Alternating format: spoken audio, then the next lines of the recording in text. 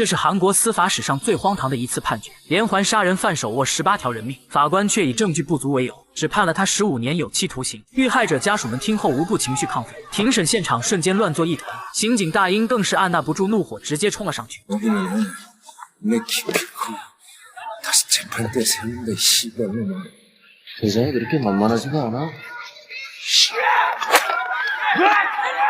整个法庭只有一个小女孩在静静地看着这一切，而在她幼小的心中，一颗复仇的种子正在生根发芽。女孩名叫小希，父亲曾是当地刑警队的队长。这天夜里，父亲下班回家，刚下车就被人不小心撞了一下。等他走出去几步后，才发现自己的颈动脉竟然被人给割断了。他用尽全身力气，艰难地爬回到家中，在临死前最后看了一眼女儿，而睡梦中的女儿对此全然不知。第二天，大英来给队长庆生，刚进门就发现了楼梯上的血迹，他立刻掏出枪，小心翼翼地走进屋内。可眼前的一幕却让他瞬间呆住了。只见队长已经死在了家中，而女儿小希还在幻想着给爸爸过生日。这一刻，大英的心都要碎了。他发誓一定要将凶手绳之以法。可是事与愿违，好不容易抓到的杀人犯老肖却被法院仅仅判了15年。这样的结果让大英根本无法接受。一转眼15年过去了，老肖如期从监狱里释放出来，没想到刚出狱就有人用异物砸中了他的头。袭击者不是别人，正是已经成为刑警队队长的大英。大英始终没有忘记当年的不公正判决，他警告老肖，无论他出狱后做什么，自己都会派人死死地盯着他。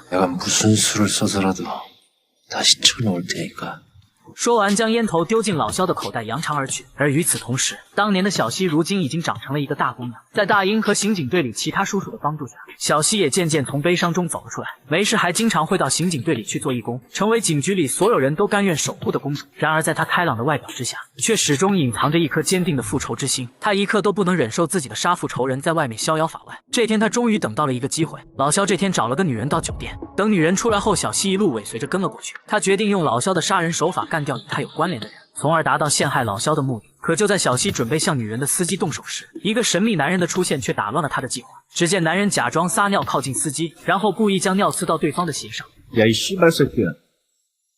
죽을래? 뭐가? 씨발 새끼가 이게.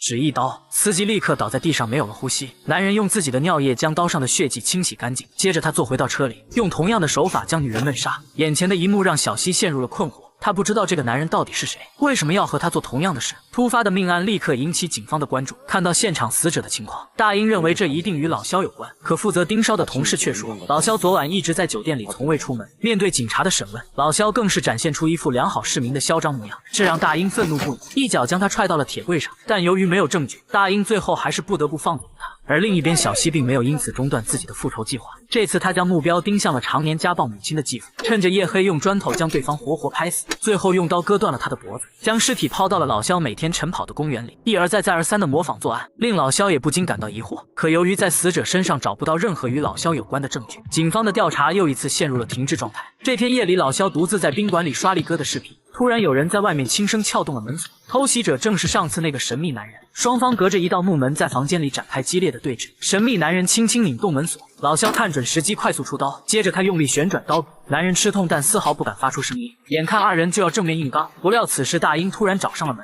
等他反应过来时，神秘男人已经消失得无影无踪。然而当大英盘问老肖袭击者到底是谁时，老肖却始终沉默不语。气急败坏的大英抄起酒瓶子直接爆了他的头。好在面馆的老板及时拦住了他。回到警局后，大英将15年前的案卷全部翻了出来，终于找到一个叫阿正的可疑人物。当年正是这个阿正向警方举报的老肖。大英立刻部署人员对阿正实施逮捕，然而他却晚了一步。因为自从那天神秘男人出现以后，小希对当年的案子也偷偷展开了调查。他惊人的发现，当年的凶手原来不止老肖一个人，这才导致案子在定罪上始终证据不足。而从遇害者的状况来看，两个凶手的作案手法也不完全相同。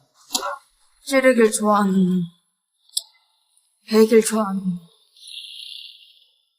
두 놈이었네. 原来老肖和阿正曾是一起长大的兄弟，他们从小就以屠杀动物取乐，长大后两人联合杀人作案。可后来阿正和老肖的女友搞在了一起，这让两兄弟的矛盾瞬间爆发。老肖一怒之下将女友残忍杀害，而阿正则为了给心爱的女人报仇，偷偷向警方举报了老肖。拿到阿正的住址后，小希先到宠物店里买了一条狗链子，接着又从旧货市场运了一车的玻璃瓶。等阿正夜里回家时，发现家里停电了。当他走到客厅，这才发现地上竟然被人铺满了玻璃碎片。还没等他搞清楚状况，坐在角落里的小希将电线一把丢到了碎片中，阿正瞬间被电得倒地不起。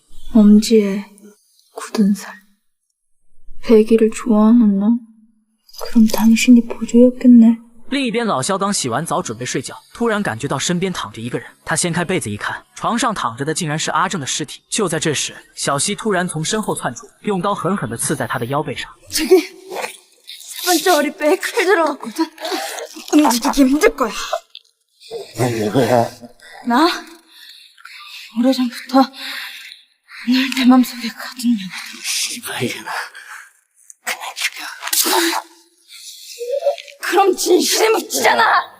小西用链子将老肖的脖子死死勒住，他要让对方作为现行犯接受法律的审判。很快，老肖就被勒晕了过去。然而，小西却万万没有想到，当警方接到匿名举报赶到酒店时，老肖竟然提前苏醒逃离了现场。大英发现床上的血迹还留有余温，断定老肖还没有逃出大楼。 于是立刻命人对大楼进行全方位搜捕，可找遍了整个大楼都没有发现老肖的身影。而在楼下房间的厕所里，同事看到一对男女浑身是伤的躺在浴缸中，他们立刻将2个伤者送往医院。一无所获的大英郁闷地坐在床上，他不明白老肖到底是如何逃出升天的。可就在他低头准备点烟时，突然看到床底有血液流了出来，他立刻掀开床垫，只见一个男人的尸体被藏在了床下。而此时的救护车上，被救的女人惊恐万分，完美实施调包的老肖警告她不要出声，然后用灭火器将车里的警察一把打晕，接着他拿起一把剪刀，将中间的螺丝拧掉，剪刀瞬间变成了匕首。老肖将刀刃对准女人的心脏，向下猛地一拍，女人很快就停止了呼吸。接二连三的命案让警局高层大为恼火，上级命令大英务必要在1周之内抓捕凶犯。而被全城通缉的老肖并没有选择逃跑，他走进一家网吧，开始调查要置他于死地的女人到底是谁。很快，他就通过网上的信息发现了端倪。他发现15年前被他杀死的刑警队长有个女儿，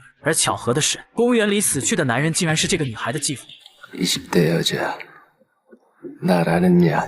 可此时网吧老板也认出了他，偷偷打电话报了警。大英接到消息后迅速赶到了网吧，他让同事在外面蹲守，自己独自进去查看情况。双方随后在网吧里展开激烈的搏斗，混乱中老肖仓皇逃窜，可外面的同事并没有做好准备，被老肖一刀刺穿腹部。随后老肖用安全带将他绑住，驾着车逃离了现场。警方立刻在全城的交通要道上设立了关卡。然而令所有人都意想不到的是，老肖根本就没打算出城，他驾着警车直接开进了警局。从值班民警的口中，他成功问出了小西的住址。等大英他们赶回到警局时，老肖早已经离开了。此时的他已经提着刀按响了小西家的门铃，不料小西却从楼道的侧面杀出，两人用刀互相刺中了对方。 일하기를 좋아하는 당신이 우리 아빠 죽였지. 세대는 주적인데? 당연하지.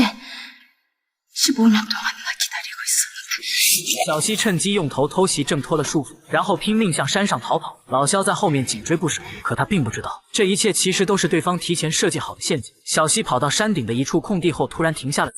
等老肖追过来时，发现小西竟然在这里荡起了秋千。他不明白这个女人到底要干什么。小西一边控诉着她的罪行，一边将秋千荡得越来越高。等看到警车陆陆续续赶到了山下，他将事先拴好的链子挂到了脖子上，随后用力一蹬，将双手松开，整个人瞬间被抛到了空中。随着身体向下坠落，链条被牢牢绷紧。当2条腿重重地打到坐板上时，小西最终把自己杀死在了秋千上。此时大英带着人赶到了山顶，可是一切都已经结束了。老肖作为现行犯被当场逮捕，小西用生命的代价终于把杀父仇人再次送上了法庭。这次庭审证据确凿，法官当庭宣判老肖的杀人罪成立，最终他被判处了死刑，正义终于得到了伸张。故事的最后，大英独自一人来到小西的住所，只见房间里张贴着密密麻麻的照片和字条，他这才明白，原来小西是用自己的生命完成了复仇。故事至此全部结束。好了，我是力哥，我们下期再见。